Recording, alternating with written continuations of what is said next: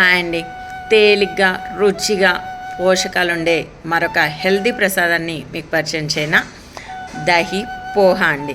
మనం దద్దోజనం చేసుకుంటాం కదా, సేమ్ అలాగే రైస్ కాకుండా పోహాని బాగా కడిగేసి పెరుగులో నానబెట్టండి. కడాయి తీసుకొని మంచి ప్యూర్ గీ ఒక స్పూన్ వేసేసి దాంట్లో ఆవాలు, జీలకర్ర, ఇంగువ బాగా వేయాలి. పచ్చిమిర్చి పేస్ట్, కరివేపాకు ఇవన్నీ బాగా వేపేసుకొని మినపప్పు, శనగపప్పు కూడా వేసుకోవచ్చు. ఇవన్నిటిని కూడా ఆ నానబెట్టిన అటుకుల్లోకి వేసేసి అండ్ సాల్ట్ వేసేయడమే.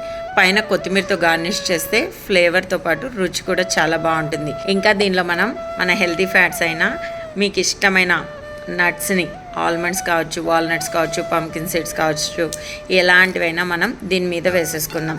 అటుకులు కొంచెం కార్బోహైడ్రేట్స్ ఉంటుంది, కానీ ఇన్స్టెంట్ ఎనర్జీని అయితే ఇస్తుందండి. అండ్ కర్డ్స్లో చక్కగా కాల్షియం అండ్ ప్రోటీన్ రిచ్ ఉంటుంది.